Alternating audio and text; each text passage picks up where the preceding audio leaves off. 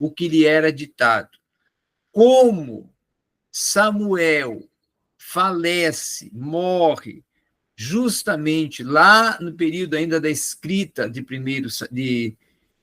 segundo Samuel, certamente este autor de Primeiro e Segundo Reis teria um vínculo associativo com Samuel no que tange a ser até um amanuense, e o mesmo até, quem sabe, que deu continuidade à narrativa de Segundo Samuel, e veio este a escrever, então, Primeiro e Segundo Reis. E aí, por que não é denominado o nome dele na Bíblia Sagrada? Justamente por ser um amanuense, e os amanuenses, aqueles que escreveram, redigiram as cartas que foram lhe ditadas, e alguns até sendo até praticamente o que escreveu a carta, não é? Ele não é destacado como autor, porque o autor é o que ditou, o autor é o que redigiu. Mas em Primeiro e Segundo Reis, Samuel não estava presente, então por que ele não é denominado?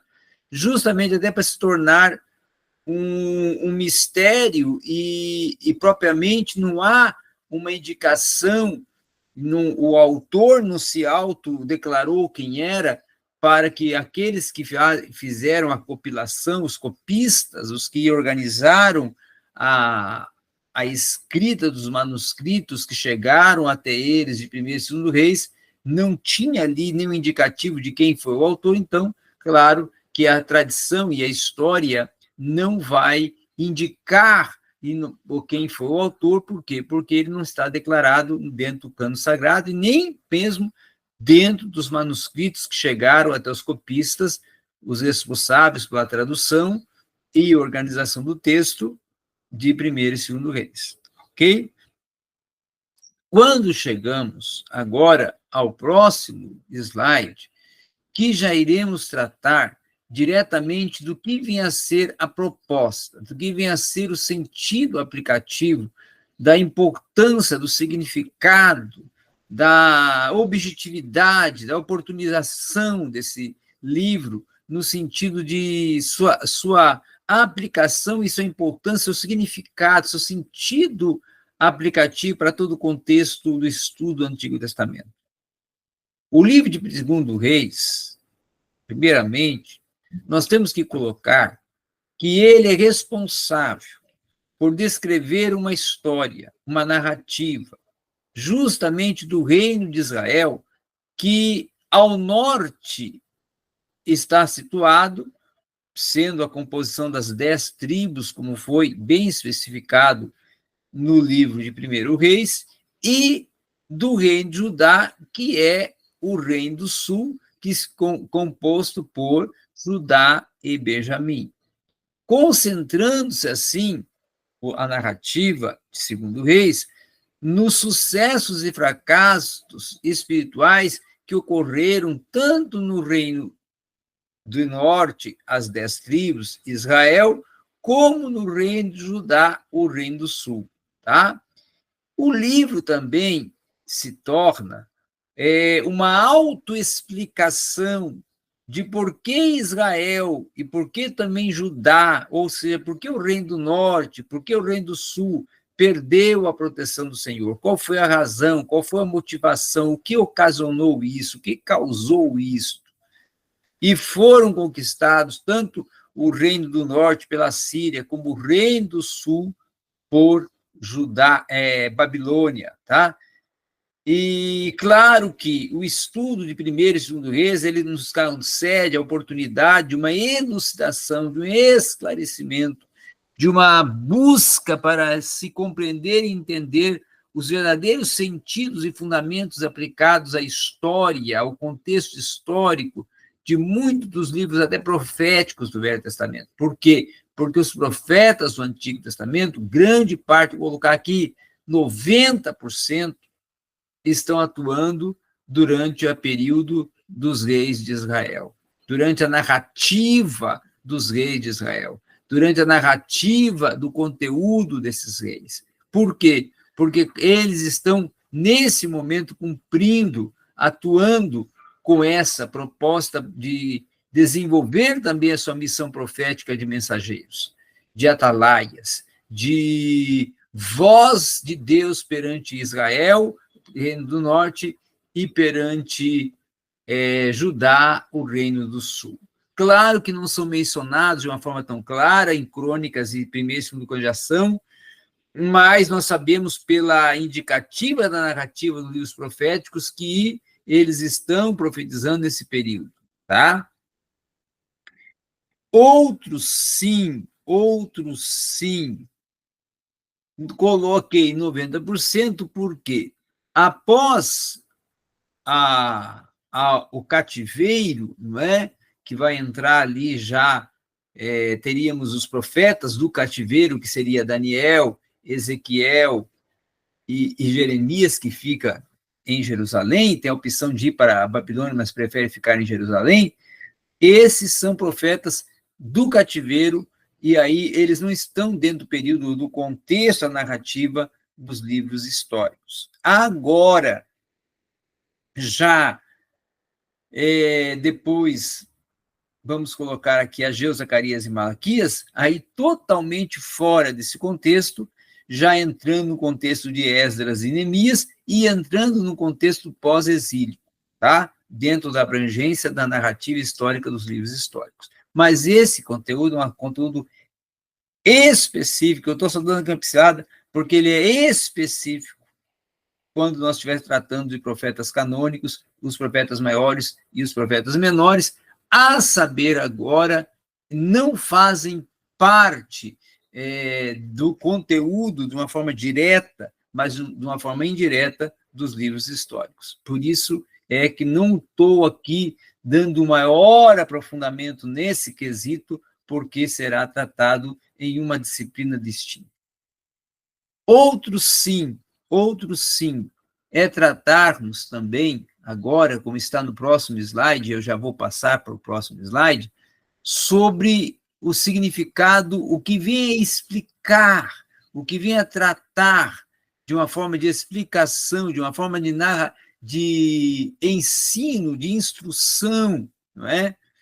Qual é a proposta, o que instrui e o que transmite, explica o livro de 2º Reis, tá? O livro de 2º Reis, ele é uma explicação e um ensino, e uma instrução, e uma narrativa sobre as causas da dispersão de Israel. O que causou a dispersão de Israel? Tá? Qual foi o fator motivacional? Devido à iniquidade do povo, primeiramente, da quebra da aliança, da idolatria, tá? Tanto do reino de Israel, do norte, como também de Judá. Claro que Israel foi conquistado pela Síria por volta dos anos 721 a.C. e tornou-se cativa todo o território do reinado de Israel, o reino do norte, tornou-se cativo da Síria. Infelizmente, Judá, reino do sul, não aprendeu com os erros de Israel, não aprendeu com as consequências dos erros de Israel. E também partiu para os mesmos princípios, e também manteve-se na mesma forma errada de idolatria, de adultério espiritual. Tá? Então, podemos dizer que, embora alguns reis de Judá, mencionados até em 2º Reis e em 1º Reis, também na narrativa que fiz dos reis de Israel, o reino do norte, e de Judá, reino do sul, tivessem atuado e atuaram de forma justa, correta e perfeita perante Deus, sendo fiéis, sendo tementes, obedientes, submissos ao Senhor, houve muitos que foram iníquos, houve muitos que foram totalmente irresponsáveis, vacilantes, inconstantes. Só 8 reis deste contexto todo de reis que reinaram sobre o reino do sul, dentro do contexto da dinastia davídica, que foram bons, que tiveram uma vida correta, justa, íntegra perante Deus. Um deles, inclusive, foi o rei Manassés, que foi um rei de grande iniquidade, foi um rei totalmente iníquo, um rei marcado pela a consequência de levar Judá a perder a proteção divina, com as suas práticas idólatras, com as suas práticas de corrupção moral, de corrupção social. Então, a Babilônia derrotou o Reino do Sul, levando assim o povo que era totalmente de Judá, o povo vamos colocar aqui, da dinastia davídica, o povo que elegeu Davi como rei, o povo que esteve sempre dentro da proximidade de uma vida mais próxima de Deus, devido à influência davídica, a influência de Salomão. Agora, nessa ruína que estava espiritualmente, e que começou lá ainda no período de Salomão, no final do seu reinado, vai culminar no cativeiro, na tomada de Babilônia, que toma Jerusalém, e leva todos os seus munícipes e todos os seus habitantes cativos, em período de 3 levas, em que Nebuzaradão, o grande general de Nabucodonosor, investindo sobre a estrutura total do Reino do Norte, vai levar, durante 3 levas, todos para o cativeiro, não é? Sendo que os profetas Daniel e Ezequiel vão na primeira leva, não é? E claro, que também, além disso, é o templo saqueado e os bens todos materiais do templo, os cálices sagrados, todos o mobiliário sagrado do templo é saqueado e levado para Babilônia como os despojos dessa conquista. Tá? Então, cumpriu-se, assim, a profecia da lei de que Jerusalém seria destruída, certo? Profecia esta que foi oriunda do ministério e da ação profética de Jeremias. Jeremias alertou e colocou que eles seriam punidos porque quebraram a lei, quebraram a aliança, quebraram o pacto do Sinai, e agora viria a consequência dessa rebeldia, dessa transgressão e dessa infidelidade que foi o cativeiro. Tá? Muito bem. Agora, a partir de agora, já vamos entrar numa narrativa geral, abordando os tópicos centrais que formam toda a estrutura, tá? Toda a estrutura da narrativa que compõe, né, o livro de Segundo Reis, fazendo aqui um esboço, tá? Discriminativo e detalhado no sentido de tópicos que dão nortear aqui o que vamos tratar a partir de agora.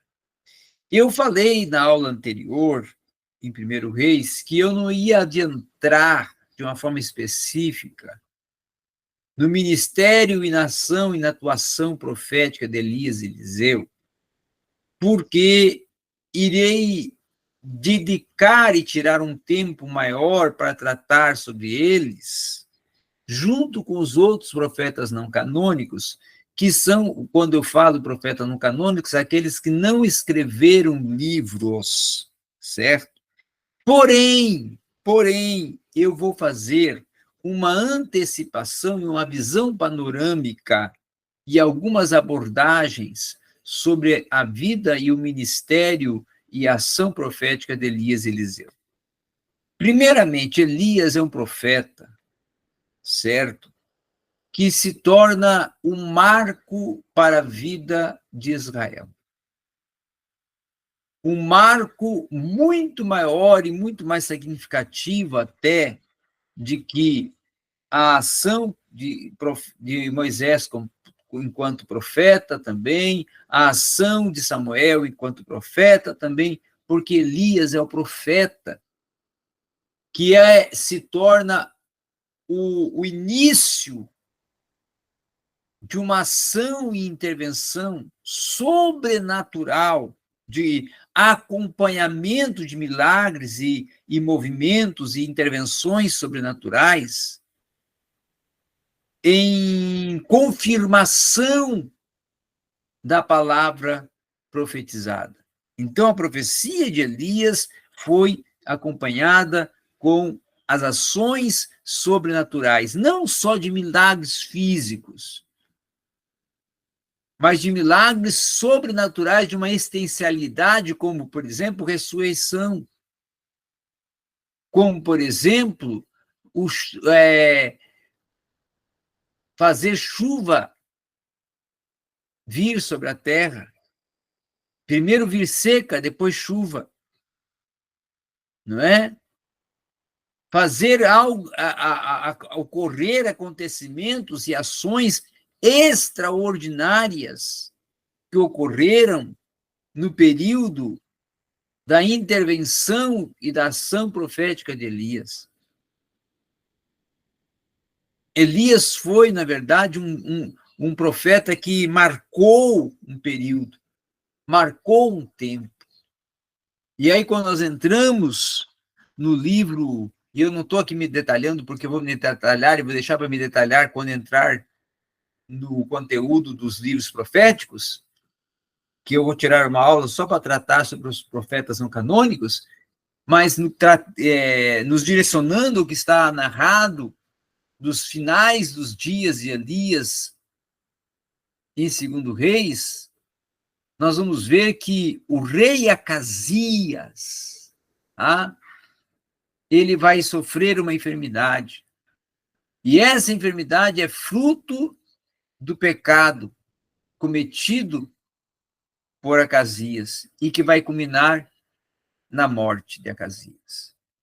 Então, todo o acidente que sofre o rei, certo? E que ocorre é consequência do pecado. Mas o rei Acasias, antes ainda de morrer, vai enviar mensageiros a Baal-zebub, tá? Que é deus de Ecrom, é um deus, no caso, uma imagem, um deus mítico, uma mitologia, tá?